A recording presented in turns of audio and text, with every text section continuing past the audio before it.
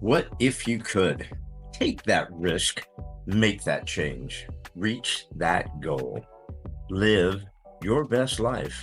Welcome to another episode of the What If You Could podcast, where we get together with amazing experts and everyday people who share challenges, encourage healing, and explore the possibilities that life has to offer. I'm your host, Gary Scott, and I'm excited that you're along for the ride. Hey, everybody. Welcome to another episode of the What If You Could podcast. And today, my amazing guest is Christopher Scott Wyatt. Hello, Christopher. Hello. Thank you for having me. My son's name is Christopher Scott. So when I read Christopher Scott Wyatt, I go, how can I not love this guy, right? I mean, so we kind of have a little connection there. But Christopher, if it's okay with you, I'm going to read your bio and we'll get cooking. All right. Sounds like fun. Cool biz. Everybody, we have Dr. Christopher Scott Wyatt is an autistic self-advocate and father of two neurodiverse daughters. He earned a doctorate researching online education and writing instructions for autistic students. His experience living with the physical and neurological differences shape his parenting. Wyatt consults with schools, businesses, and nonprofit organizations on issues of autism, neurodiversity, and active inclusion. And that's some of what our topic is going to be today, mostly your story and your daughters and what you're doing with education and stuff. But if you don't mind, I have contractually obligated myself to ask the what if you could question. We're the What If You Could podcast. I just wonder if you have a what if you could moment or what if you could thought or a what if you could that you'd love to share with us before we jump in the pool. I think similar to many autistics, I wonder what if I could read social signals better? What if I could be better at networking? Because academia, like all other fields, is based on social connections and going to conferences, going to book signings, those things that are considered standard for a researcher. And I'll be the first to admit I'm most comfortable at home in my garden.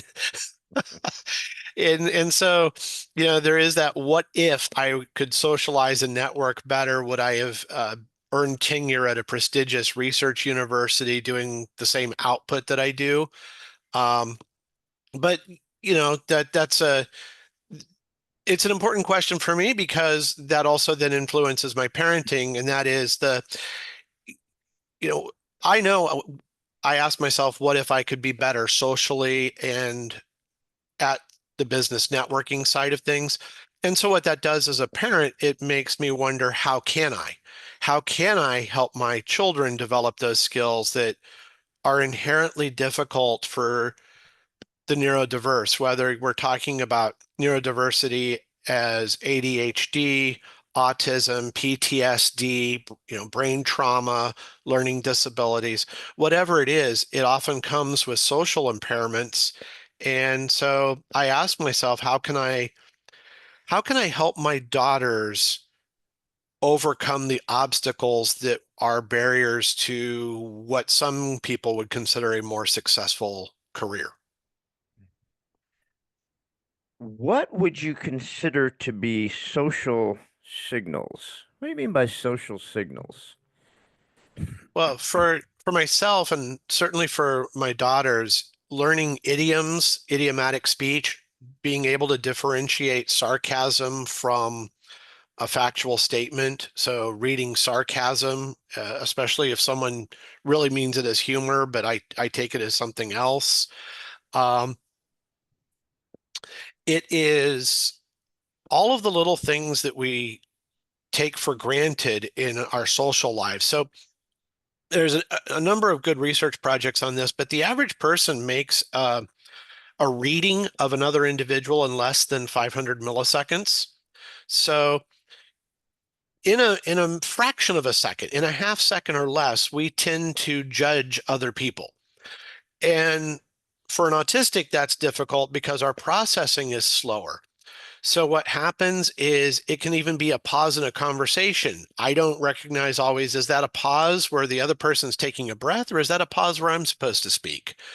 Those things that other people process in fractions of a second, typically processing speed for most autistics who are diagnosed, it falls into the 60th percentile or lower. Um, for myself, I think it was in the 50th or 40th percentile, which just means that I process information a little slowly, and that can throw off a conversation or a social interaction. So it's the give and take of just everyday kind of communication. You know, you meet someone and they greet you and so on and so forth. And anyone who would greet you, Christopher, would not immediately just assume that there's some autism or ADHD or any sort of neurodiversity. So when you get into just the everyday conversation, I guess that's where that kicks in, the little challenge of that gap, that lag there. It can depend on a lot of circumstances. So I'm currently, in my office at home. Uh, it's familiar, it's comfortable. There's a sense of control. In a higher stress situation, the speech can be more delayed. I can have more difficulties with language processing. So whether it's verbal or written. So when I'm in a situation that's unfamiliar, less comfortable, more stressful, the language becomes more difficult. It becomes far more pronounced for my youngest. She was nonverbal until she was older than 3. I want to say it was just after 3 she said her first word. Um, so it's difficult under stress, and it's less difficult in a controlled environment. My eldest, she's a preteen, and boy, preteens, they are very quick to pick up on oddity.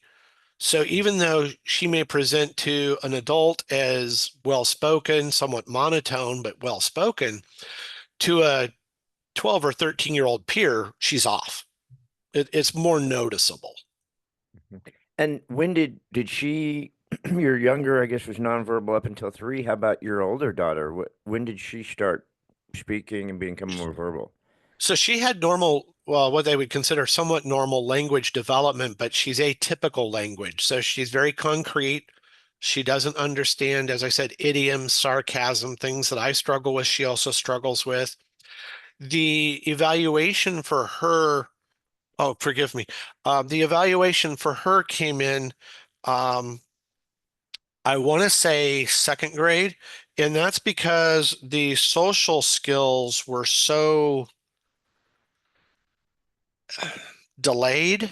I don't know what else to call it, because I don't think it's fair to say she lacks social skills, but I think the right thing to say is that she has very rigid social skills, and she, like myself, she memorizes them. So as a preteen, that's really a difficult situation to be in. Um, myself, um, an alarm that just went off, which was a medical indicator for me. People notice something like that. They notice a medical alert, right? They notice our physical challenges. But something like what used to be called high functioning autism, now it's called moderate supports need autism, level 2 autism. We function, but we do it with some difficulty. But as you said, if I'm on a podcast or I'm asked to speak somewhere, I'm I'm fine. And so is my daughter. She's doing a presentation tomorrow at school. She'll Mm. be fine. She'll put on her little business suit, do her presentation. It'll go great. But one-on-one, it's different. We don't have that control of, here's the topic of the day. This is what the podcast is about. This is what the show's about. This is what your lecture's on. So when those guardrails are missing, it's more of a struggle. So I'd imagine that because you do a lot of speaking, and Mhm. so you expose yourself to audiences and people and question. I'd imagine after a speech, when you go to do a meet and greet, and you jump off the podium, and now you don't have your set speech or something, and you're greeting people, I'd imagine that's kind of where that would kick in a little bit. It does for everybody, I would, you know. I'm definitely the person who, when I'm invited to a conference, I will sometimes go on the day that I'm speaking. I'll do my speech and sort of, make my way to the exit. I don't always stay for the full conference. I don't always do one-on-one questions. I do well with an audience, with a moderator taking the questions and presenting them. But the one-on-one is difficult. And a lot of that comes to things where I remember someone saying after a presentation on autism and some of the challenges, saying, I guess you're not paying attention to me since you're not looking at me. And that lack of eye contact that people really associate with autism, there's even a book called Look Me in the Eye. It's that's a problem for someone like myself, my daughters. It's a very common processing need. If I am looking at you, I might watch your mouth but not hear your words, or I might see other things and get distracted. So I will often close my eyes or look down to focus on the words. And yet, after a speech, when someone comes up to me, that individual who said, you're not paying attention, what I had to say was, no, I'm listening very intently to your words. But even after a presentation on autistic traits, someone still, well, you're not making eye contact. Well, I'm sorry, but I am listening to you. So um, yeah, I don't know how you overcome that, but that's life with just being different. That's life. Yeah, I mean, there's a lot of shy people that won't look you in the eye and they Oh aren't yeah, comfortable in social situations either. Back when I was in high school, I volunteered after school in a program that was called Aphasic Children. They were mhm. aphasic. I don't even know if that term is even still used today, is it? It Aphasia? is aphasia. Yes, Aphasia? Okay. And so I would work with these children and I just did it for a year and then I kind of graduated. No, don't ask anyone who would know, but I kind of graduated high school. And then I kind of left any kind of exposure to autism or ADHD or anything like that, although it's very common today. However, when I married my second wife after the passing of my first wife, she has a grandson who is 9, um, who's I guess would be at the top level of autism, and then it runs in their family. So her niece, his son, uh, just graduated high school, is going to look for, maybe some other colleges or something like that. So now I'm been exposed the last 2 years to autism and different levels. Um, the 9-year-old who has never spoken and spins in circles and doesn't communicate at all, and then the 18-year-old, gosh, you wouldn't know.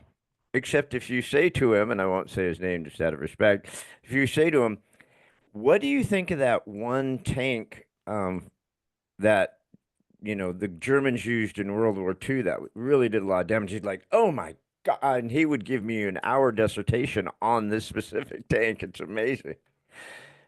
But the degree is so stark, between the two. It's incredible, really, the difference between the two. And they both technically are autistic. and I think that this goes to a lot of diseases that we now look as a spectrum. We look at them as covering a broad spectrum.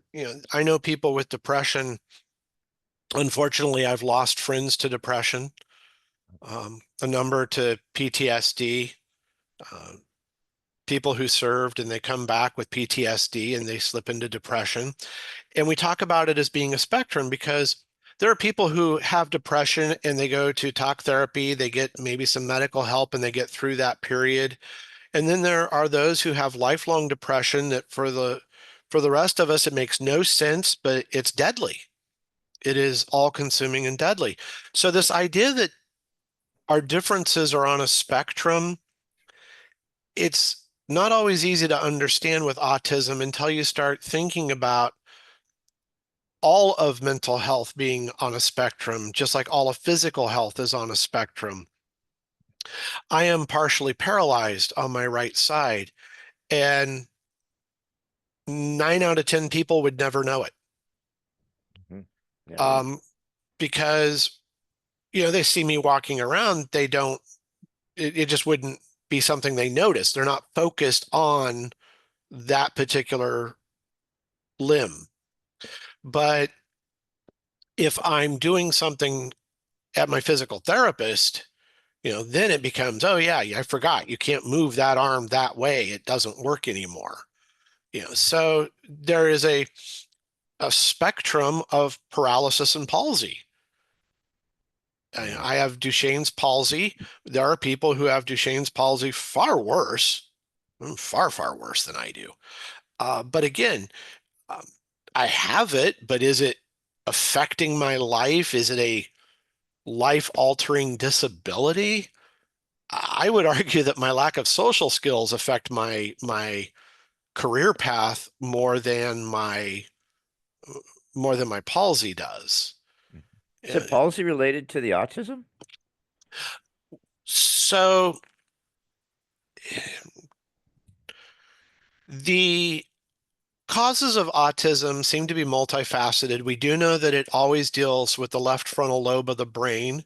We do know that there are some genetic markers, but we also know that there can be environmental causes. In my case, I was a breech birth and forceps, there was an incursion of the left frontal lobe.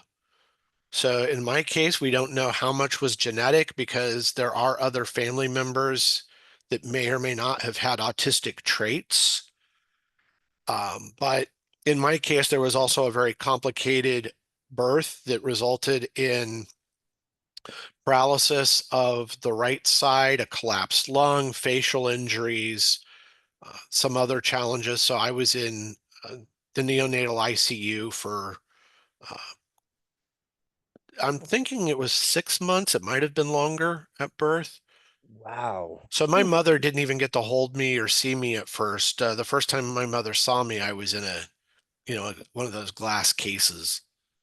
It's amazing. I have a very good friend who is a neat, was retired now, but she was a neonatal nurse for many, like 40 years. It's amazing how the change has come about in that particular system. Now they realize touch is so incredibly important. Regardless of how tiny the baby is, the baby needs to be touched. And when you were there, they kept you in this incubator and they kept you away from anyone. And oh God, don't touch them, don't get them sick or whatever like that. But now, regardless how tiny the baby is, they'll take you out. Mama will hold them. People will touch them. Um, because touch is so crucial to the advancement, the development of the baby. Um, it's really sad what they did back then, but of course, a lot of things we did that weren't great back then. Which leads me to schools because weird segue.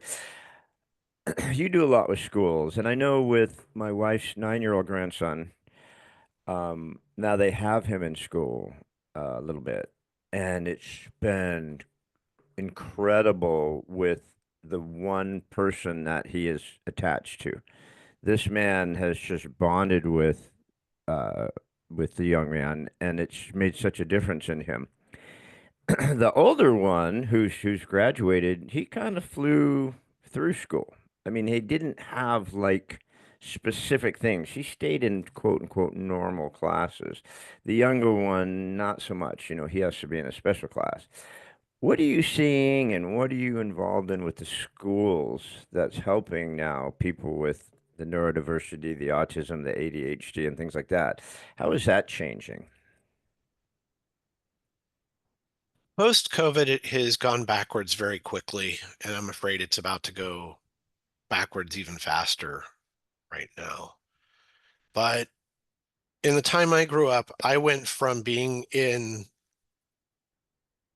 normal classes and getting some outside supports, uh, speech therapy, language therapy, physical therapy. My daughters have speech therapy again. occupational therapy, vocational therapy.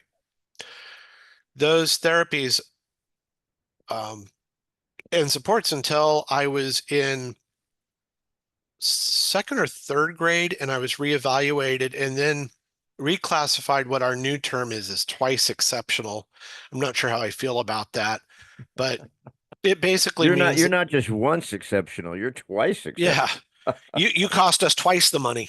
Okay. Um, that's what it means. And Hmm. because it meant that I had physical disabilities or other disabilities, but academically I excelled in some areas above grade level. Again, my oldest is this way. She's gifted and talented, and she has an IEP, an individualized education plan for her other needs. So you end up counting as special ed and gifted ed. So you end up getting those two sets of supports if a district has them available. And the, there was so much progress, especially after the first President Bush, George H.W. Bush. We saw his administration push through, ADA and moved some things forward. Obviously, we can criticize some of the changes that occurred, but uh, George W. Bush and Barack Obama also pushed really hard for revisions to the Individuals with Disabilities Education Act.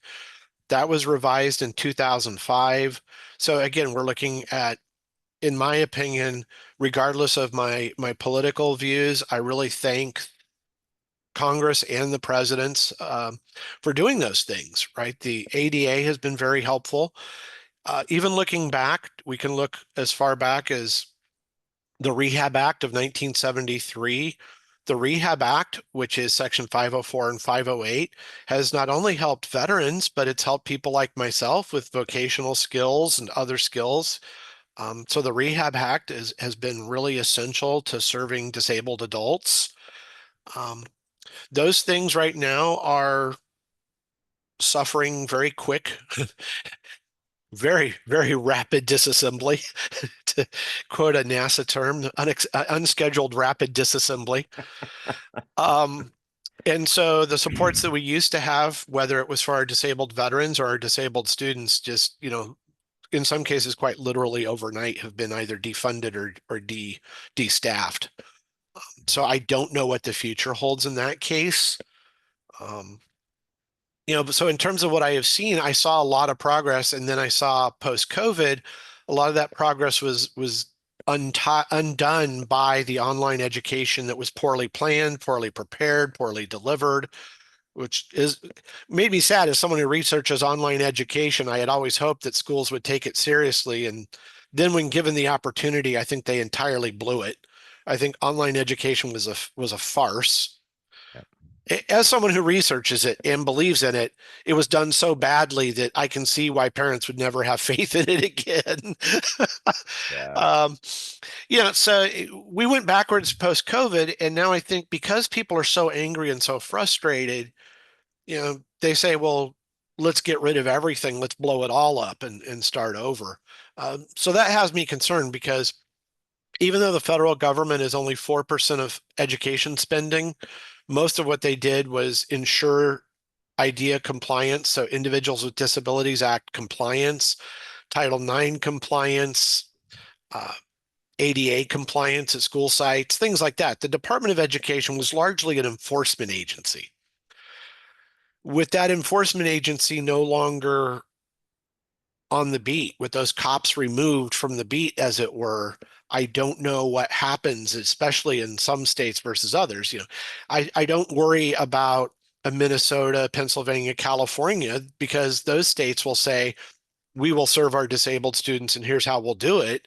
What I worry about are the states that already were under watch by the federal government for poor compliance with special ed or gifted ed. Um, Not to point out just one or two, but the usual suspects were on the watch list: the Alabamas, the Mississippis, um, and a lot of that has to do with poverty in general, right? These are expensive programs. An Mhm. outlier that has always struggled with special ed is Hawaii. They spend a whole lot on it very ineffectively. And again, the federal government tries to come into these states and say, okay, Hawaii, you're spending far more than anybody and doing a bad job. Alabama, you're spending nothing and you're doing a really bad job. But without those federal trained experts, without people like myself who have a PhD in research and come in and can tell teachers, hey, here's what works and here's what doesn't work. And here's what we don't set the curriculum at the national level. I work for universities. I taught at research universities. We don't go into high schools telling them what to teach. What we do is we say, here's how to teach better if you want to. I mean, we can't make you, Yeah. but that worries me because all those research grants, my research grants were funded by the National Science Foundation. All that grant money is now gone. All of those grants were canceled. Um, so I don't know what the future holds for people like myself and my daughters. Um, with it's very difficult to explain to people, but I'm a fiscal conservative, and the last thing I want is more people on welfare. But if you don't educate them, and if you don't find out how to get them jobs, then what are your plans other than to just hand them taxpayer money for lifelong disability support? So it breaks my heart. We're saving money on the front end, but we're going to end up paying when they're adults on supports. That's my concern. Yeah, we could debate the school system forever. It's tragic that most states kids graduate high school without any, eff- you know, efficiencies at all. I mean, we can pick state after state after state where 40% of the kids graduate with any basic knowledge and 60% don't. I mean, it's a tragic failure of trillions of dollars. So there has to be some middle ground, right? I mean, there has to be some answer. But as far as with your work and with the autism and the neurodiversity, when when do the schools get involved? I mean, is it first preschool, first grade, second grade, whatever, and do the schools help as far as diagnosis? I mean, you think your kids may be a little bit slow catching on as far as reading or maybe speaking and things like that. Like my grandson, he's 2.5, and he sometimes he's yapping away, sometimes he's not. Do the schools just step in and go, Mr. Wyatt, we'd like to talk to you about your son or your daughter. We think that, we should do some testing or stuff, or what are the schools, how does schools get involved early in this?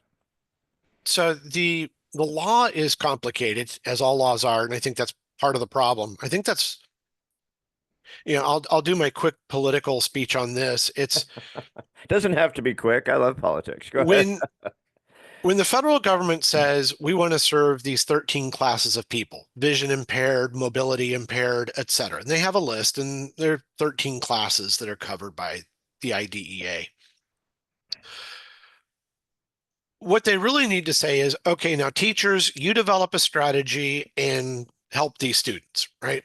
Instead, what we end up with is a bureaucracy that has meeting after meeting, sub meetings. You go in for your individuals with disability, Individuals with Disabilities Education Act. You go in there for your IEP or your 504 plan.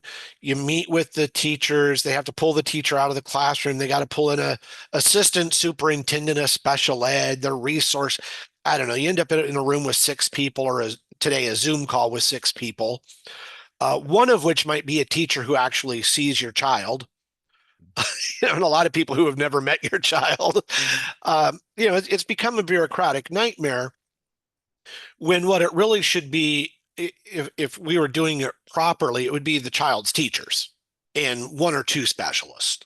It would not be a team of legal compliance who are all worried about, did we hit this legal mandate and that legal mandate? But typically it happens when the teacher has noticed a child is socially or developmentally or academically fallen behind. And at that point, they can reach out to their superintendent or assistant superintendent in charge of special education or their site resource teacher and ask for an assessment. And then the parents get contact. Very rarely does a teacher tell a parent, we think your child has a need? Generally, teachers are told, don't do that. That's not your job. Refer it to special education. Then special education will tell the parent, we would like to perform some assessments. They do the assessments. Generally, schools are responsible for doing the assessment at school cost. If you object to the assessment, you can file an appeal and you can then request an outside assessment. The appeals process, of course, takes, 45 days from the date of, how these things go. And by the time you're done, you're at 90 days, 180 days. So you can file an appeal and then use an outside evaluation. Now, the law is complicated. There are cases where the school district has to pay for a second assessment if their assessment was ruled by an arbiter to be incomplete. There are other times where you have to provide the payment for the outside assessment. So generally, the school assessment is fairly thorough. For my daughters, the school did an assessment, said, okay, your children need special services. But we have lived in other states where the school assessment was sort of minimalistic, and then a lot of parents would pay for additional assessments. And again, there's no red-blue correlation. We live in Texas, and the Texas school that we attended, they've got the assessment team pre-COVID. Now they're a little short-staffed, and the assessment started moving and the plan went into place. But when we lived in Pennsylvania, it was just like, get an assessment, let us know what the doctor says, and then we'll look into things. It was just a mess. So it's not a red-blue thing. It's really schools are locally controlled. A lot of it has to do with your school board and superintendent and how seriously they take special ed. If special ed is well supported, your school will say, your child, there's something up and we really should do an assessment. Now, you mentioned a child who's 2, 3, 4 years old, not yet in school, in which case, if you have a diagnosis going in, that will carry weight. And they're supposed to update the evaluation every 3 years. So every 3 years, the school is supposed to either receive or conduct a new assessment. I just want to play devil's advocate for a second because you kind of got both sides of the fence working here. Not Mhm. you, but I mean you brought up some important right differences. So you can help me with this. I want to play devil's advocate. If if each individual state seems to be doing a better job than other states, and it's not a red or blue issue, No. and we should leave it up to the teachers, really shouldn't have 15 layers of bureaucracy, which always is a disaster. I live in California. You can't Yeah. even pull a weed in your front yard without getting 27 permits and inspections. It's insanity, right? So, so playing devil's advocate, blowing up the Department of Education, since it only funds 4% of education, anyways, and saying to the states, let the teachers and the parents have more control instead of 800 bureaucrats who don't do anything except create delays and tell you what to do when you don't even have an idea what we're supposed to do. You just tell us we can't do this, but you don't tell us what, you don't help us. So if you were in charge right now and I said, hey, I'm from the federal government and we're just blowing up the Department of Education because it just doesn't work. It's a bloated pile of poop, right? So, Christopher, I want you to say what would you do if you could set this up either in your state, which I think it should be run by states, not by the government, either in your states or on some, like you said, police level, watchdog level. What would Christopher want to see? I think the Department of Education was created for the right reason. It was created because states in the South were refusing to desegregate. And they said, we don't want the FBI and ATW, we don't want alcohol, tobacco, and firearms, and who knows what else going into the states to force desegregation. We don't want armed officers doing that. So the Department of Education has always had an enforcement role. That's why it was created. But before that, it was under Health, Education, and Welfare, HEW. And a lot of people forget that we didn't have a dozen different cabinet officials before the 1970s. Why can't it be an agency? Why can't you have the federal education agency within health and human services? I don't understand why you need a department level, because departments create bureaucracy. That's what they do. Yes, they do. Exactly. Yeah, I never understood the need for a department. People say, well, we need a department of a department of a department of. No, you can have an agency and you can say within Health and Human Services or the old Health Education and Welfare model, we are going to have an education agency that is responsible for IDEA, for school desegregation, Title IX, Rehab Act, all that stuff, ADA. It will be an agency. It will still do the federally mandated inspections to make sure things are done properly, because states just, quite honestly, they don't do it. They won't. Mm. Um, the sad reality is when we lived in Minnesota, uh, this was from 2006 to 2011. The districts around Minneapolis were sued several times over not accommodating disabled students. Mm. And here's why. You want a stellar school that gets rated in the top 10, a great high school?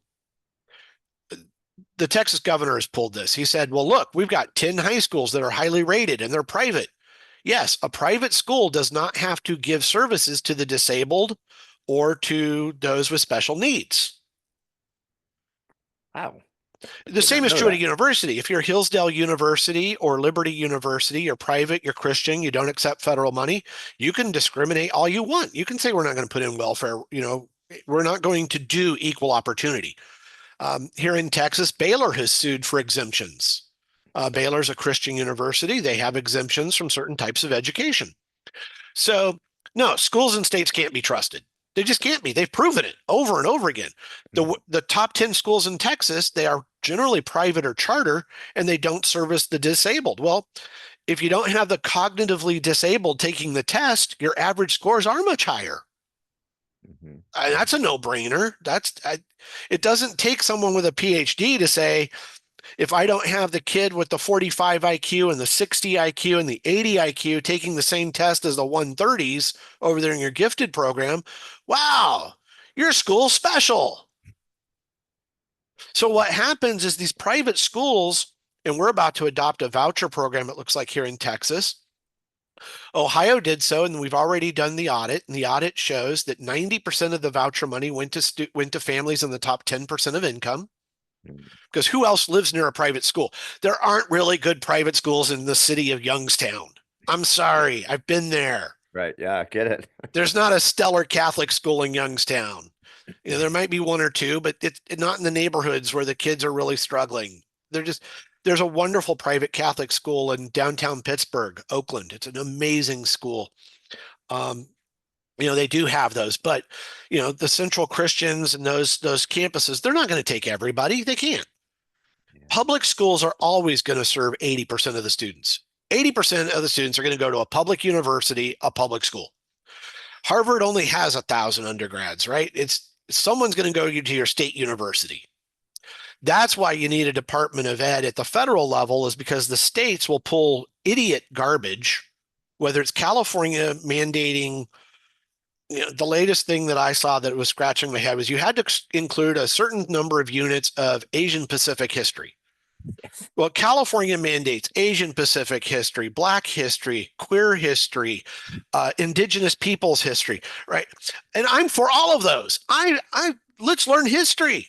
I'm all for it, all for it. Meanwhile, you have Texas saying, we'd rather you not teach that we were a slave state. And can we not mention that the Texas Rangers were involved in some, horrible massacres of Black people? No, let's not talk about that. So you have Texas rewriting the curriculum in a way that makes it so you don't teach any history that's bad, whatever that means. And California has teachers trying to teach. It's a ridiculous. They can't. So you can't meet the California standards because they're run by bureaucrats who are idiots. And you can't meet the Texas standards because they're run by non-historians who want to remove history so they can feel good about themselves. So it's not a red or blue issue. Let the teachers teach. Right. So, but the bottom line is It's not working. The No, Department of Education is not no. working. It's not. I mean, how many trillions of dollars have we poured into a system that's not working? It's proven that it's not working. Teachers need to be able to teach. So what does Chris think? What does Christopher think? Do we think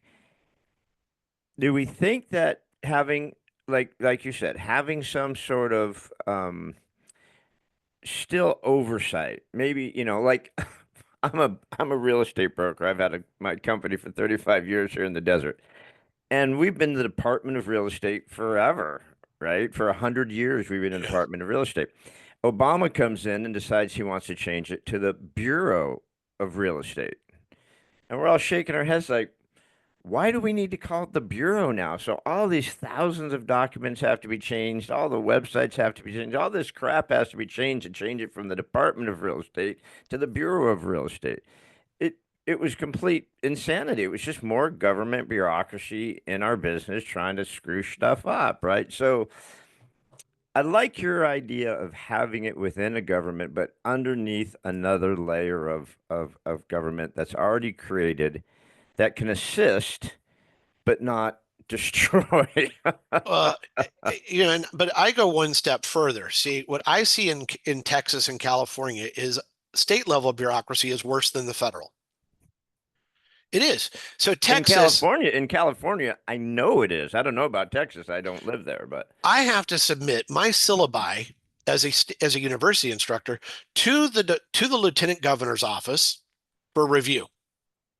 The you have lieutenant to submit governor, your wait. You have to submit your what my syllabus, my course, my reading list, everything.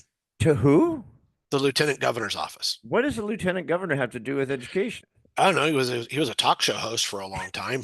He's from Maryland. He's not even from Texas. Dan Patrick moved here to run as a Trumpy, right? He came Yeah. here.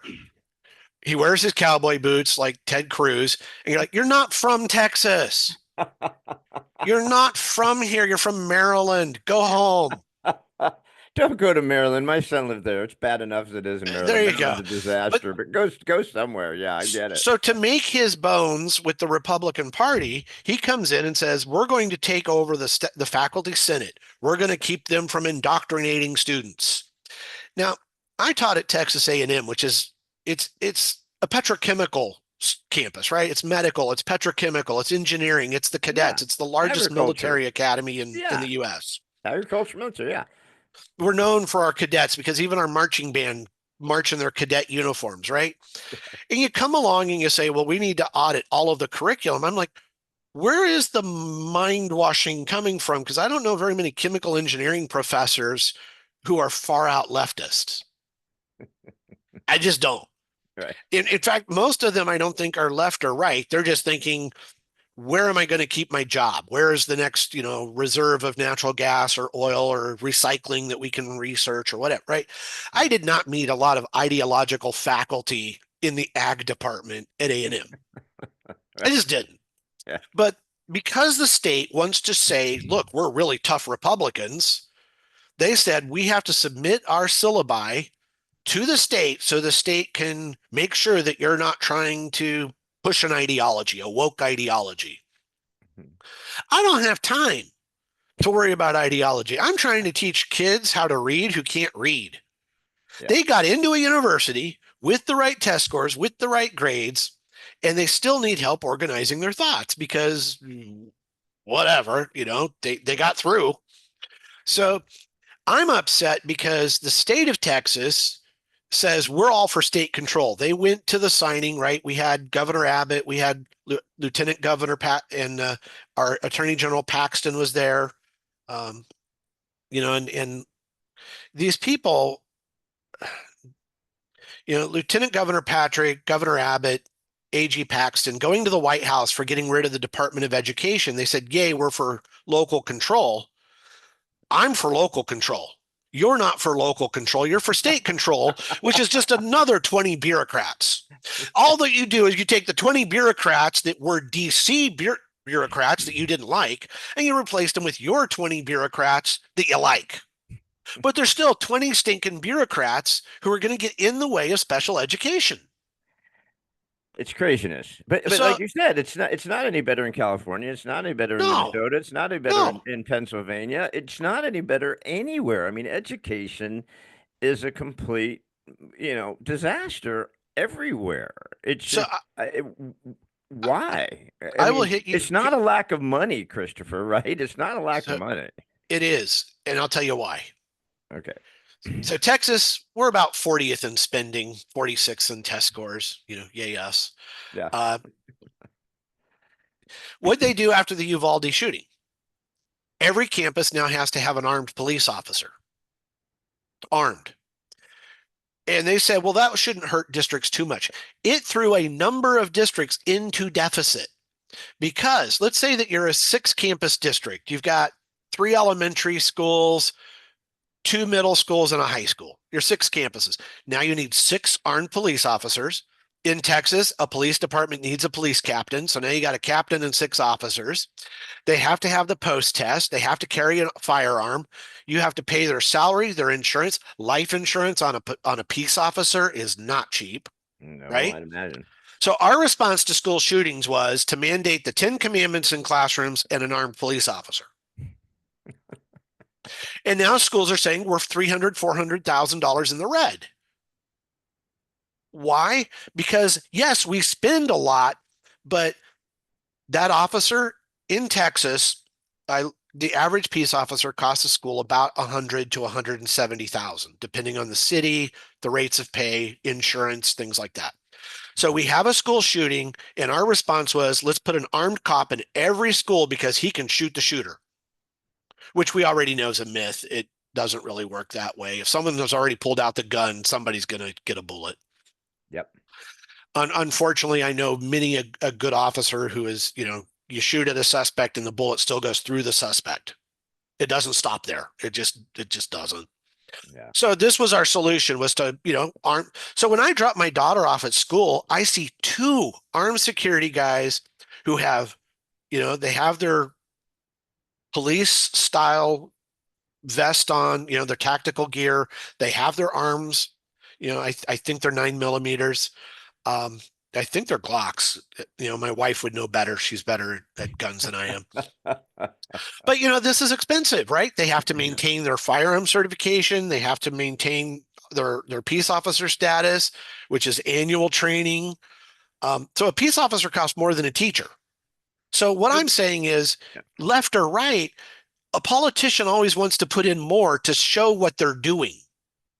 What I would love is if the state of Texas, if our governor, instead of telling us we need to put up the 10 commandments, that bill just passed the Senate. The 10 commandments, they're going to cost money. We've now got to put them up. The school has to figure out where to get these 10 commandments to put up on the wall, take something else off the wall. They also want to require an hour of a full class period of biblical instruction. We don't have time to teach reading and writing. For which religion? Oh, Which I right. mean, can you pick your religion, or do you just have to read the Bible? Well, right now they're proposing something from the Blue Bonnet Foundation, which is it seems to be Baptist, seems to be Southern Mm. Baptist. Well, I think isn't it New York or is it Michigan that's now mandating an hour of Islam training for studying Islam in the schools? It's either New See, York or yeah. either way, I'm sitting here thinking what I really want is I want my school to be my school. I elect my school board. The school board hires the superintendent. I don't want state standards. I'm blunt. I don't even want the state standards. I tell me what the colleges expect the high school students to know, the SAT, ACT. Tell your high schools, look, if your kids want to go to college, they need to know these things. Now you figure out how to get there. Yeah. Yeah. Because what It's happens, just yeah. Go ahead. I'm sorry. Go ahead. So what happens is you get these states, whether it's Texas, California, whatever, right? We have a huge committee that adopts curriculum and textbooks, right? Texas and California control the textbook market between them because we're so big. You get these big committees like a history committee. They in California they're called the frameworks. Here it's the Texas Education Agency advisory committees, but in California they do the state, they're called the frameworks. It doesn't matter. It's a committee, and anything by committee is a camel. This is a failure. But don't you but see when the government, when the federal government, because is there, I mean, it's, you got to be hard pressed to say anything that the federal government does well. They literally screw up everything they ever touch. I mean, when you look at, I think it was George Bush came in and did No Child Left Behind, and then he hasta luegos, and then you've got Common Core, Yeah, right, Common coming Core. in. So if every 4 years these poor teachers, every 4 8 years these poor teachers in these school districts get another federal education program that they shove down their throat that they have to now adopt, that's not fair either. That's a No. complete disaster. And that's why I go back to the Department of Education should go back to its original mission, which was real simple: integration. That was it. Yeah. Are the students, regardless of color, getting into your schools? Are the students, regardless of disability, getting a free and appropriate education? Good. And the judge of that should be what other kids in the same district get. Yeah. Yeah. It should not be a federal list. It shouldn't be a checklist. It shouldn't be 1,001 forms that we file with Austin or Sacramento or Albany or whatever, St. Yeah. Paul. I don't care. This Harrisburg, I've read somewhere, and I don't know if it's accurate, but I've read that Pennsylvania has one of the larger state legislatures, and I tend to believe it. Um, because it becomes its own job creation program running for state office. Exactly. And as a dad with neurodiverse daughters, the person who knows me best and the person who knows my daughters best today would have been my teachers, and it's their teachers. The bureaucrat in Austin, the bureaucrat in Sacramento, the bureaucrat in DC does not know my daughter. The person who knows my daughter is the math teacher at the front of the room who says, "Gee, you seem to be having some problems with this geometry." Or the reading teacher who says, "Your handwriting, you're in grade 5 and your handwriting has a lot of jumbled letters, jumbled words. We really need to get you tested for dyslexia." And they refer it to special ed or dysgraphia. It's not some bureaucrat in DC who can make that determination, or Austin or Sacramento. Like I said, in my dream world, as you asked, it's my what if. My what if would be, what if local schools actually had local control? That's what we need. That's I what we mean, need. what the heck? We need funding. I mean, here in California, $8 trillion goes into education, and it doesn't show up anywhere. Just like trillions go to everything else in California, it doesn't show up anywhere. We're still waiting for that bullet train. Um, but coming back to you, your daughters, the folks that you work with, the research that you do, and so on and so forth like that. I had, because my grandson-in-law, whatever you call him, I guess my grandson, Mhm. at 9, I mean, the it it wasn't just that the school had a good program for his autism, but it was because this teacher, this teacher's aide, was is a spectacular human. This guy is an angel from heaven because my grandson just took to this man, and it's life changing for him, right? Washington didn't do it, Sacramento didn't do it, the local school didn't do it. This man did it, right? He had this connection. But because the school has the funding, was able to hire this guy, right? It helped this one. That's one thought. But the second thought is I've read some things because of my grandson and my nephew, who I adore, both of them. I'll sit talk about World War II with this kid. He knows more about World War II than anyone on the planet, and he's supposedly autistic, right?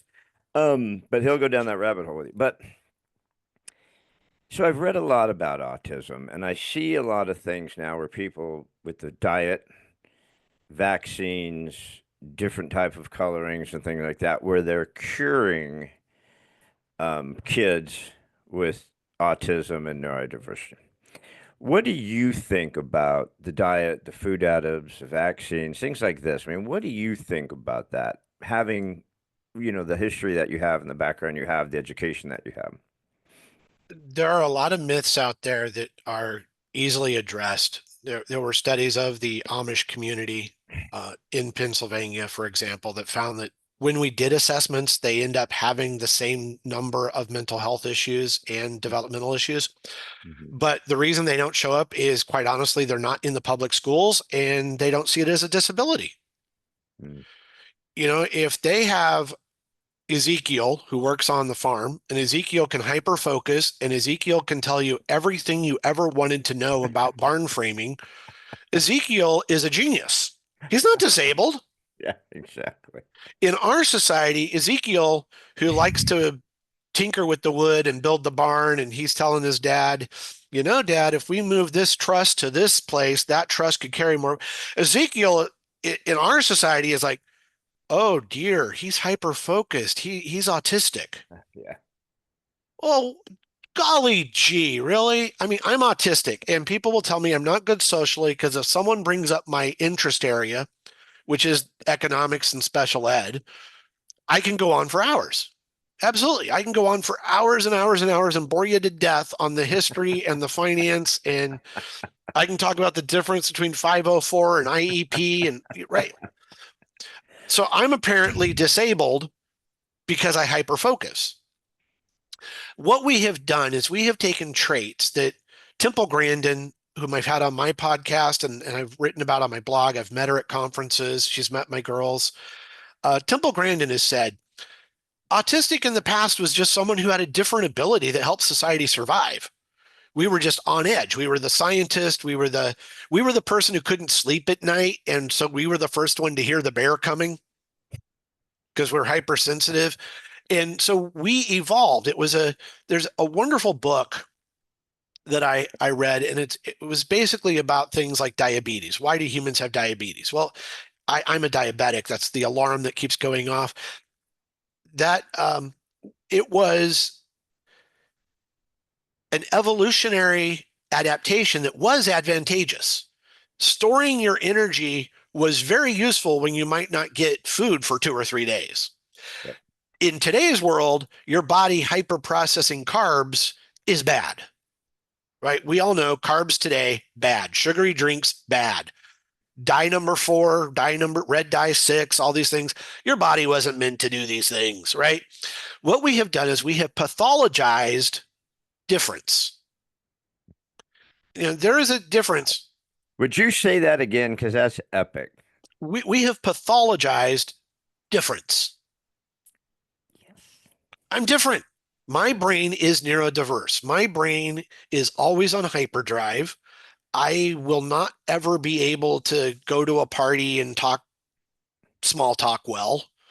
I'll never be able to make all the eye contact I'm supposed to make. But my adaptation, like so many other scientists I've met, makes me great as a researcher. I can sit alone and read what I care about for hours. You mentioned reading, World War II. One of the highlights of my life was being asked to help with the Military Writers Society of America, meeting vets who wrote through brain trauma, meeting a survivor of Fallujah who wrote about it because he's a Catholic priest, so he was a chaplain, in Fallujah of all places, Father Ron. These people, they didn't take my interest in brain trauma and learning and writing as a disability. Heck, for them, my interest in writing and disability was like, cool, work with us. Yeah. So I think what we've done is we have taken things and we decide what is or isn't a disability based on our society. There's a wonderful author, Roy Richard Grinker. Dr. Grinker wrote a book called Nobody's Normal. Right? Nobody's mammal. Nobody's normal. Nobody's normal. Okay, there you go. Normal. Nobody's So normal. I wear glasses. Now, before glasses, I would struggle to have, to drive. I wouldn't be able to. Now, obviously, glasses came along way before cars. But without my glasses, you wouldn't want me driving a car. That'd be dangerous. There's a lot you wouldn't want me to do without my glasses.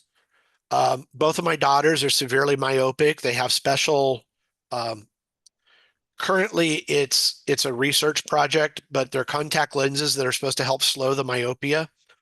But one has a -5, the other's a -4.25. I mean, very myopic, very nearsighted. And we have reached a point though where we declare things disabilities and then they're not.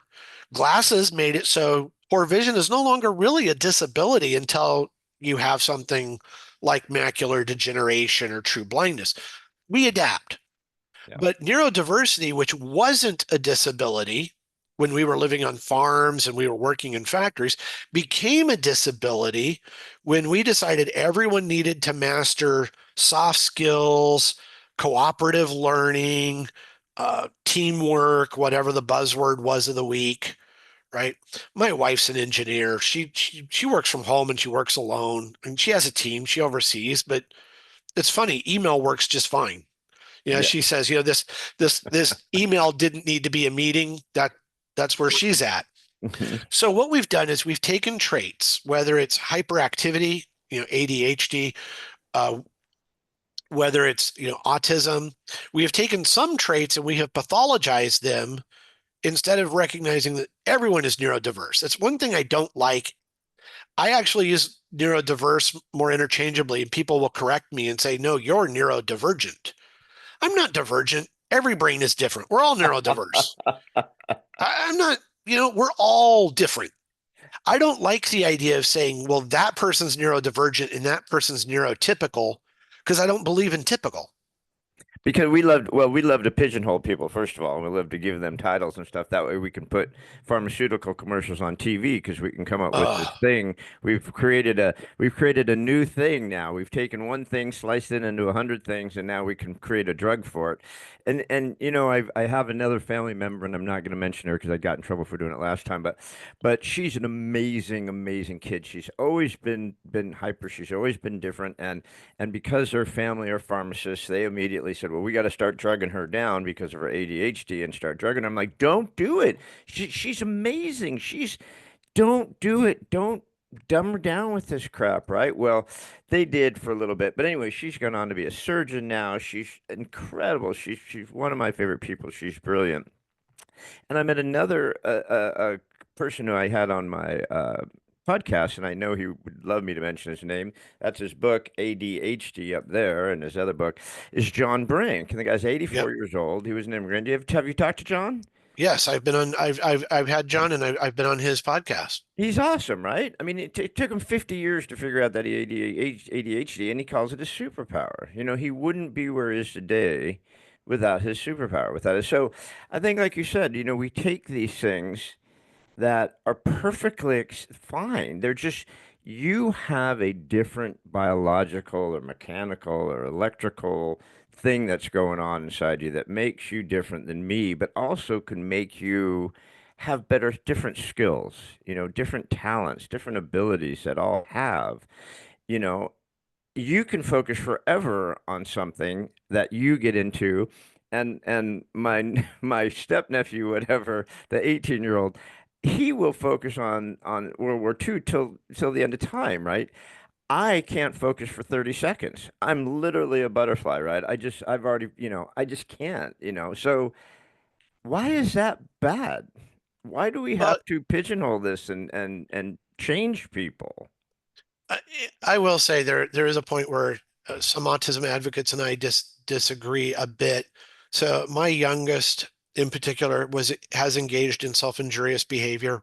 Talked about it on the podcast. I've blogged about it. She has some impulses that are harmful to herself.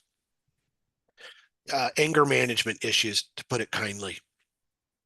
And we went through everything we could. We went through the various trainings. Uh, Wonderful woman who no longer is with us, but Dr. Purvis, who is at Texas Christian University at TCU, talks about relationship-based parenting.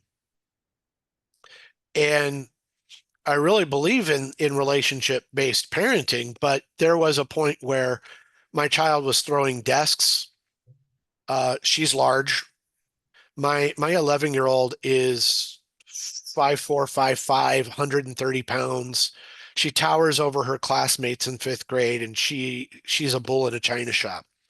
And her anger at herself and others is dangerous. There is no way around it. And so there is a point you do sit down with a specialist and you say, look, um, Anne is hurting herself. Anne has these impulses. How can I help Anne be a better Anne? And there is a medication that we use, but it was an absolute last resort. And we have probably every 9 months to a year, we have tried to ramp it down, get her off of it, see how she does, and then make a determination. So right now I'm breaking the pill in half. I believe very strongly in, call it neuroplasticity, call it cognitive behavioral therapy, whatever you want to call it. All of us can change a little. Now, I can't force myself to make eye contact 24 hours a day. I can't force myself not to be sensitive to light and sound. There are limits to my autistic traits. But in Anne's case, we are working on self-regulation. We are going to work through talk therapy yet again with her and family therapy, where we tell her, okay, when you're angry, you need to sit down. You need to ask yourself, why am I angry? Is this really something I can control? And there are times where medications we know do help the brain. As I said, I've lost friends to depression, and for a lot of reasons, I wish those individuals had sought medical intervention, because there are times when that's the solution. What I dread is what you mentioned. What I dread is the teacher who thinks they should tell parents what a diagnosis is when they're not doctors. And I really hate TV commercials throwing ads one after another at, I don't like WebMD. I don't like the internet TikTokers out there saying, eat this, take this diet supplement will save you. We did fine for 20,000 years, roughly, without vitamin supplements, without pharmacology. I mean, we didn't do great, right? There was the occasional plague. I won't lie. The fleas and the rats and the cats. We had a bubonic plague spread, through rats, and that happens, right? We're not perfect, but we did not have to take 12 supplements a day, two painkillers, a nighttime sleep aid. We just heated up some milk and went to bed. Yep. We turned off our screens. Funny how that would work, right? Ooh, turn off your phone and Right. go to bed. Crazy, Maybe you right? don't have insomnia. Maybe you have a cell phone you won't let go of, right? Mhm. So we need some common sense. And I think that, you asked about, where I see with education and parenting and all those things.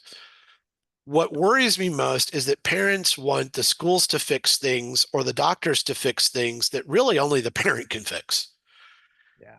We have thrown so much at schools. That's why DC or Austin or Sacramento or St. Paul, that's why they get involved, is somebody did something like Uvalde, and the state says we have to solve this. So now here's a cop in every, Texas has said they can have chaplains at schools. We don't need priests at schools. I can take my kids to church. Yeah. I'm quite capable. They go to a church every 2 weeks for their Girl Scout meeting in the evening. They went to preschool through the church. They get, the oldest just read Genesis all the way through. Good for her, right? Mhm. So Lee just Yeah. tackled all of Genesis with annotations at 12. I can do that as a parent. I can choose that. I don't want my schools being moral police. I don't want them being, health providers. I want my school to be a school. Yeah. And they are so busy doing other things that our politicians throw at them. And think about this. So I'm a university professor. I have 19, 20, 25-year-old, sometimes 30-year-old students. Does the lieutenant governor's office really need to verify that I'm not going to try to brainwash a 30-year-old who's been in the military?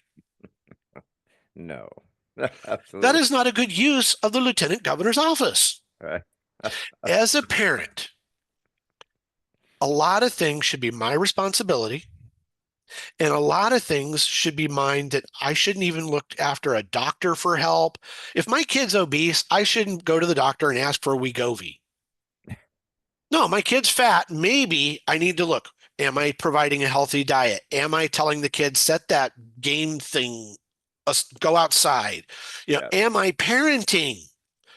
But we've reached the Ozempic era where, gee, I'm overweight. I'm going to inject myself with a needle and lose weight. I'm autistic. I'm going to take this pill to focus. I have ADHD. I'm going to take methylphenidate, Ritalin, to Adderall, whatever. Uh, Mhm. I take nothing. Now, maybe that's a mistake. I don't know. So I'll let your audience be the judge. So But far, so good. but I know that I hyper focus. I know that I can also get distracted by something and stay on it for 10 hours when I should have been doing something else. Right? I know myself well enough as an adult to take care of myself. I and as a parent, it is not my it is not the responsibility of my schools to raise my child. It's not the responsibility of my doctor to raise my child. It's No, mine. it's yours. I do want to go back to the cure thing because I'm just so curious about that because you work with that. So your level, your daughter's level, my nephew loves the World War II level, one thing. My grandson, 9 years old, is a completely different level. I mean, he's never Absolutely. spoken, can't focus. Again, dangerous to himself. Absolutely. I mean, Yeah. you can't let go of his hand anywhere. He's gone, and he's way too fast now because he's 9, right? We'll never catch him. So there are a lot of safety issues. You just can't let him go out the front door. He'll go into the street. He just doesn't understand that. He knives, fire, running into things. Yep. So, My youngest is that way. She's why we have locks in a gated backyard. It's one yeah. of the things I didn't like about Pennsylvania. Pennsylvania people don't have fences around their No, yards. no, they don't. I never And understood that. my child would have been across the border in Ohio or West Virginia, Yeah, it should be in Canada by the right? time I you're mean, done. So is yeah, there, so for that level though, yeah. um, is there, are there things that you're working on? Are there things that you see happening? Is there, well, your daughter's, she's doing well. I mean, my grandson, I don't know if he'll get to your daughter's level. I mean, is there anything that's going to be coming down the road to get him to where maybe he starts talking, maybe he starts being able to be safe? Do you see that at all? So the sad reality is that applied behavioral analysis, ABA, a lot of the journals, they do their own research with small groups. It's a lot to be questioned. And when we look at outside of ABA and we do sample testing, what we find is about equal intervention versus non-intervention uh, through ABA with the children as they age. So in other words, what we find is that children grow up and change.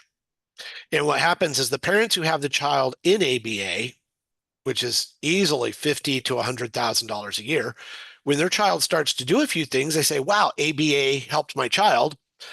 And the parent who didn't take the ABA route and the child hits preteen or teen and starts to do some things says, "Wow, not doing therapy for my child worked." The problem is that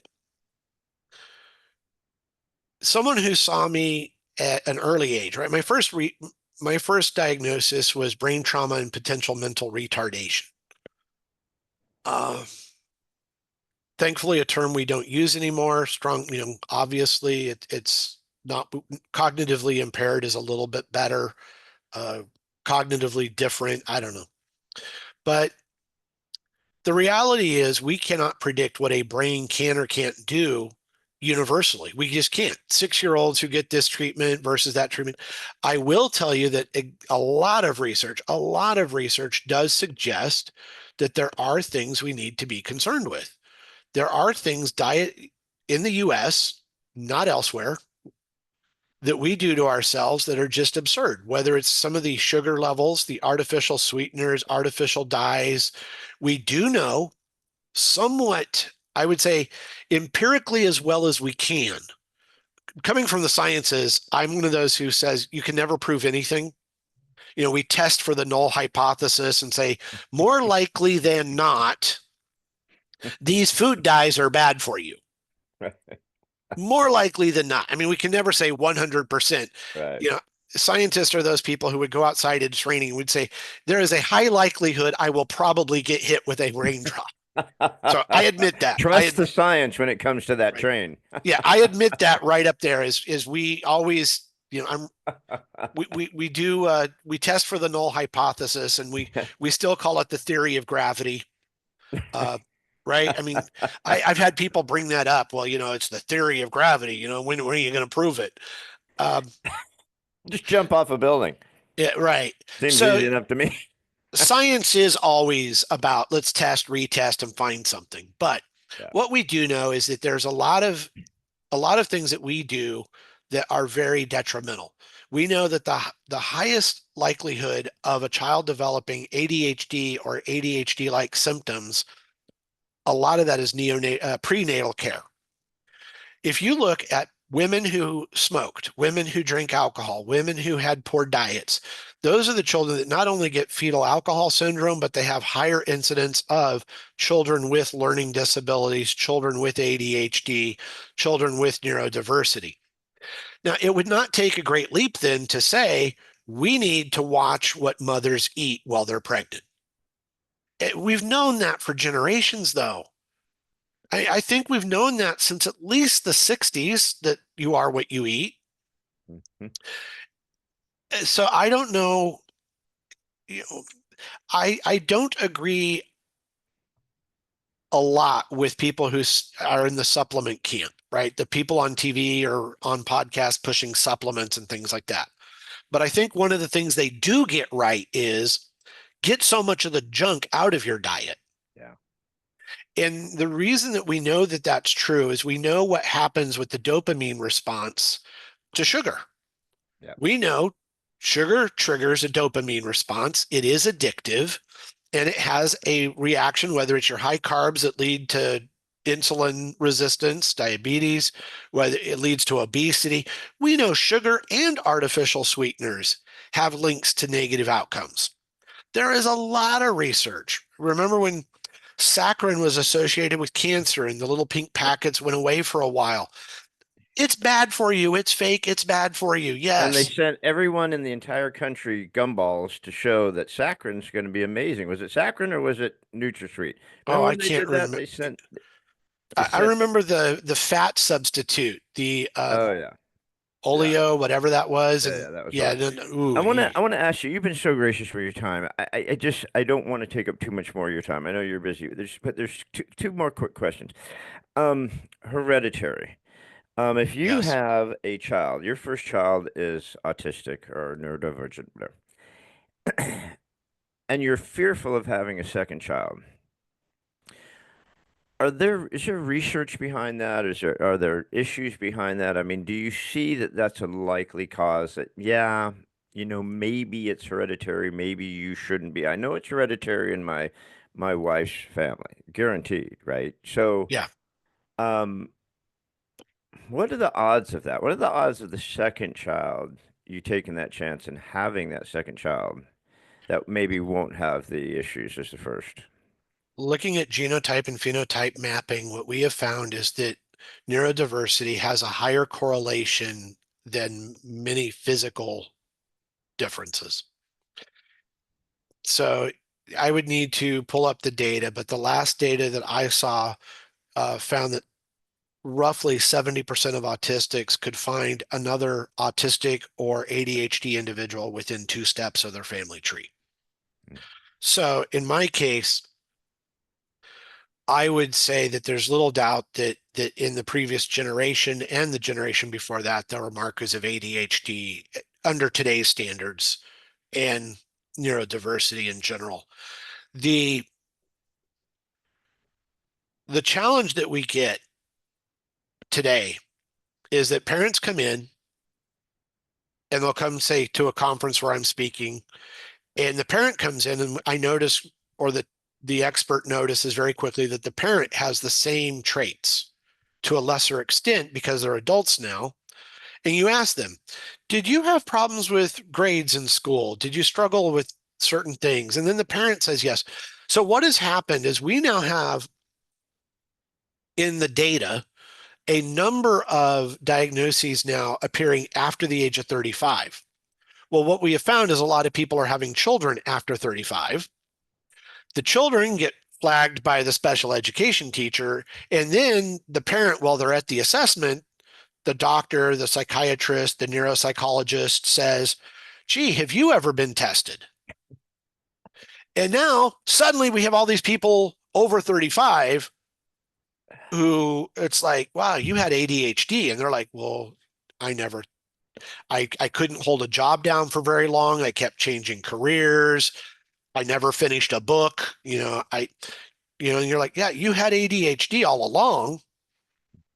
And then you can talk about coaching strategies or whatever. But I am meeting a number of people. It's like a light bulb goes off and they're like, wow, I had my child assessed. And during the assessment, the doctor said, why are you tapping your feet? And I didn't know I tapped my feet, or I didn't know that I rocked constantly, or I didn't know this or that. And you're like, yeah, well, the good news or bad news, whether you want it this way or not, autism's not new. What we did was we recategorized it over the years, right? Until 2006, I was not autistic, I was brain trauma and cognitive impairment, slow processing, ADHD, whatever. The diagnostic and statistical manual for the mental health professions changed the categories, and my category changed from what would have been called PDD-NOS, pervasive developmental disorder not otherwise specified, to autism. They relabeled it, and they relabeled it again with the DSM-5 after the DSM-4, and they will relabel things again in the future. We always existed. The ADHD, the neurodiverse, the learning disabled, whatever you want to call us, all of us together, we always existed. What changed though was the awareness. And now these adults are getting diagnosed and people are saying like, well, I never knew any autistic when I was young. And you're like, you know, that strange collection of action figures and trains you have that you can tell me the timetables of trains in countries you've never been to? That's called a special interest. And, it was nothing. If my grandfather, built models, who cared? Yeah. Okay, he's a Yeah. grown man, but he likes to build models. My father does model trains and he can build the bridges and he's all into trains.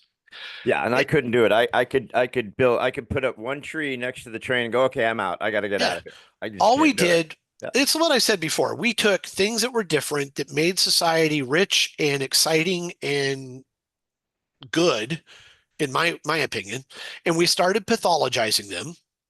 Oh, you can't focus. Well, you can't focus the way our schools are run to meet state and federal standards, which is the nice little line that let's take a test in fourth grade, take a test in eighth grade, take a test in, right, and let's do all these state tests and see where everyone. I, I will say this, the president has said, well, we're dead last in testing and we weren't before, whatever. Some things about that. First off, there were no international tests before 2003. Nobody knows where anybody was, and nobody cared, and nobody should care. Right. Exactly. That's what gets me is everyone like, well, the president's going to make education the way it used to be, and we're going to have the data to prove it. I don't want the data. I don't want the stupid tests. I don't want the little bubbles. I don't want the on-screen click there, choose A, B, C, or D. I don't want any of that. Because what we did when we went to this factory model of education adopted from Prussia, why would you adopt anything from Prussia? But occasionally a good symphony. But why would we adopt this factory model of education in the 1900s and think a century later that it's still good? Yeah. Nothing from a century ago. We don't look back and say, wow, those horse and buggies were so much better. We don't look back and say, wow, open sewers were so much better. We don't think, wow, the lack of canned goods was better. But we are still teaching the exact same way with the same style of desk, right? You go to a museum that's like an old classroom, and it's got the little wooden desk with the chalkboard in the front. Now it's a whiteboard, but it's still a desk. Ooh, we upgraded from chalk to magic erase. Big deal. We are teaching the way we taught 100 years ago, and it gets encased like amber does an insect, right? Mhm. By our states, whether it's Texas, California, who cares? It's been encased in stone, and the feds just kind of like, okay, keep doing what you're doing. Just be sure you include everyone in this bad program. Yeah, I just think there's so much to be done, and someone somehow has to step up and do something. well, and I It, will it, tell you, it, because it it can't keep going the way it's going, right? well, your question was a cure, and my answer is there are people who were always severely intellectually disabled. Now, in the past, Yeah, we shipped them to homes, we shipped them to whatever, and we yeah, didn't see them. That's the sad reality, right? If a kid was disabled, unfortunately, the child died if it was a physical disability, or that we sent them off to sanitariums and other places. And even some very famous people did this. Unfortunately, in in the book Nobody's Normal, Dr. Grinker talks about a lot of famous people who got rid of children. The Kennedy family moved off a child. We know this happened, right? Your cognitively impaired child goes away. So, are there cures? Probably not yet. Maybe we will work on things. But for those of us who are just different, if you need medical help for something like depression, absolutely. If you need help getting through something like dyslexia, absolutely. We should have a dyslexia expert and help you. I'm very glad that my daughters get speech and language therapy. But we also need to stop putting in so many things under the label of disability. If we all just worked together and stopped, if we stopped looking at someone who's different and said they're disabled. One of my heroes growing up when I was really little, a guy named Jim Abbott. yeah. He was a pitcher Love for Jim the Abbott, California California Angels, Angels pitcher, pitched for the Yankees too. had one arm, Yeah, basically, right, from a birth one defect. hand. Yeah, Amazing pitcher. pitched a no hitter. Uh, I'm sorry. I don't think he woke up and said, what can't I do today? Nope, nope. That's the problem is when we start telling each other and telling children and telling teens and adults what you can't do. Okay, you know what? If I can't take a multiple choice test within 90 minutes, gee, I'll never be a professional test taker. BFD.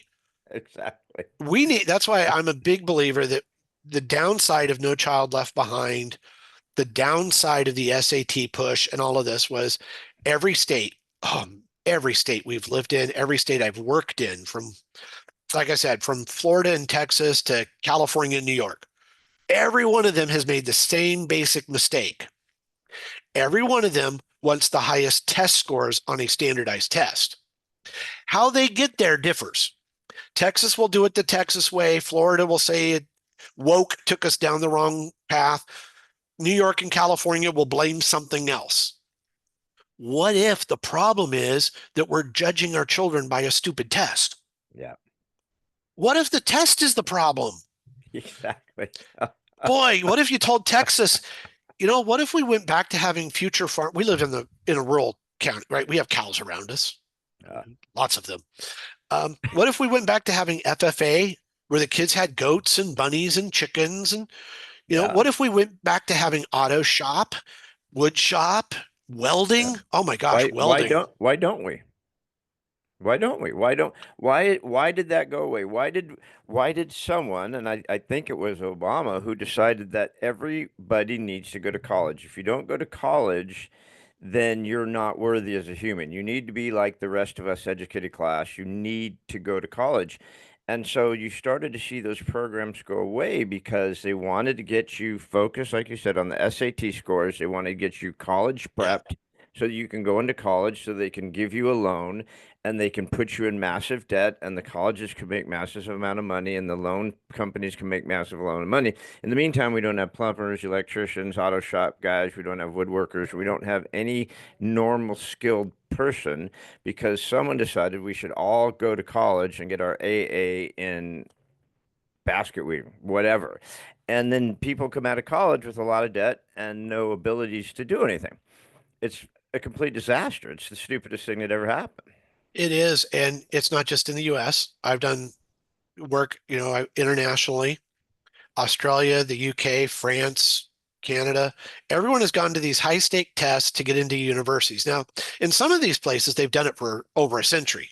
Getting into Oxford or Cambridge has always been test based, oral test based. You had to take your A levels in the UK. What that does, though, is if that's your judge of value of a person, the parents who made it through that system internalize that system. Yep. Parents who go to college want their kids to go to college. Yep. They don't want their kid to be a plumber. Now, you point out to them the plumber is self-employed, owns a van, might own a shop with a dozen vans, Hmm. might have a fleet, right? Where I live in Austin, there is I live in Greater Austin. I'm north of Austin, but in Austin, there are these companies like Radiant Plumbing, which they do some funny commercials that even got them on, I think, a late night show because they do their own commercials. This husband and wife own a fleet of probably 100 or 200 vans with all of those employees and all of those people. Gentleman across the street from me and his wife, they own a company that is a plumbing company, right? What we have done by valuing these tests, the child with ADHD who can't take the test in the set amount of time, well, what we did instead of saying maybe the test is a dumb idea, what we said was, we'll give you special accommodations and extra time on the test because the test is so important. Yes. It's the test, it's the test, it's the test. So instead of saying, this test isn't your thing, maybe we should do something else, what we said was, well, you get time and a half. Yeah. To the child who can't read, instead of saying, okay, we're going to work with you one-on-one, we're going to do this, what we worried about was how are they going to do in Texas, the STAR test, the state of Texas, whatever academic thing, I Whatever. forget, Yeah. academic assessment. You know, Some acronym for something. Yeah. yeah, because they have to call it something with a star, right? Of In Pennsylvania, it was the Keystone test. This is the course. Keystone I'm test, sure in California it's the golden test. I'm sure. Yeah. whatever. Yeah, Yeah. this is nonsense. The problem is, as I said, we're using a century-old model that always ends with an exam, and college is the goal. And I have a dumb question for people when I speak, and that is, so I have an MFA, one of my degrees. I'm good at learning, right? I love learning. One of my MFAs is in film because I love film, wanted to learn about it. In the old days, if you wanted to learn about photography and film, you would have found a photographer, worked in his darkroom, done an apprenticeship, you know, hiked Yosemite like Ansel Adams and shot some pictures. You wouldn't have gotten a freaking degree. We took things like culinary arts and made them degree programs. Now, I'm all for because cordon bleu, but it's the same. Institutionalized education is the same as the pharmaceutical industry, right? It's come up with a drug and then find a disease for it. And in the colleges, it's like if we got to keep pushing these kids into college so we can maximize the debt, maximize the loans, make these companies money. So we have to keep coming up with more and more diverse programs just to say, because kids go, well, I don't want to go to college. I have no interest. I'd rather go be a plumber or electrician or I want to do this or what. That's like, no, no, no, no, no, no, no. We'll come up with a program that we can get you into. Here's a loan. And I think it's just so insidious that they push these kids into this direction because, again, no wood shop, no auto shop. We had photography in school. Remember, you could take photography in school. You could take journalism in high school. There's a lot of things that you could take, but now they have to push a specific curriculum because it comes down from the federal government. It says you have to learn this, you have to learn that, and I think it's completely wrong. I just think I think we're taking away from our kids and not helping our kids. But we can go down the Well, education rabbit hole all day now. But what I want to do is I want to wrap this up now because what I want to get back to real quick, and I just want to ask you one more question, if I may. One last question, I promise. You've been so gracious with your time. If you had a thought or a saying, or if you had something that you'd like to leave our guests with before we go, it could be related to any topic that you would like it to be related to, but something that you wanted to leave us with that meant something to Christopher Scott Wyatt. What would that last thought be that you'd love to leave us with? I always say that the biggest problem with education, the biggest problem with medicine is that we don't listen. Mm. We don't listen. The reason we have these checklists at the schools for special ed, the reason that we have a state that wants to look at my curriculum is because too many teachers with too many responsibilities don't just sit down and say, I have a student, how can I help that student? And listen to the student and the parent. The same with doctors, too many doctors, you get 5 minutes with them because they're overbooked, undercompensated because they don't really get paid the rate, right? Insurance and all, it's a mess. Another system on top of a system on top of a system. Yep. But if people actually sat down and listened, whether it's a manager, an employer, uh, a teacher, a doctor, when we listen, we solve a lot more problems. But too often we don't want to listen because listening means the possibility that we might not know something.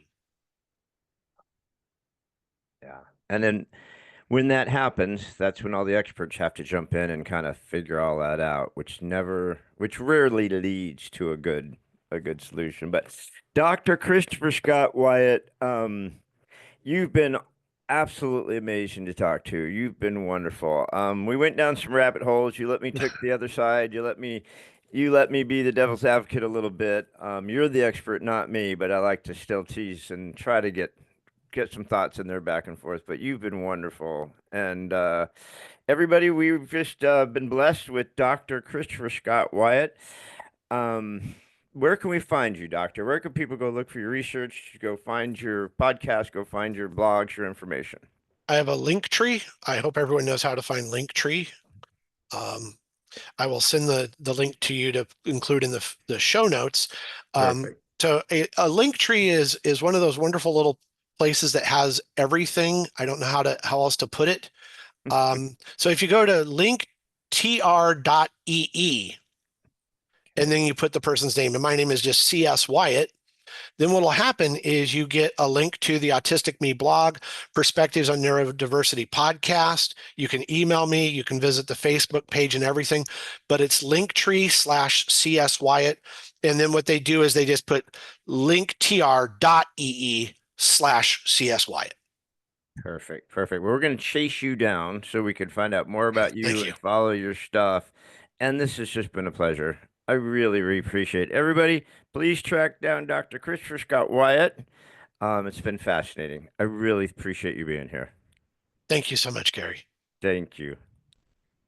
Thanks again for joining us on another episode of What If You Could podcast. Please subscribe, like, share, and give us any feedback. We'd love to hear it. And remember, if you can dream it, you can do it. See you next time.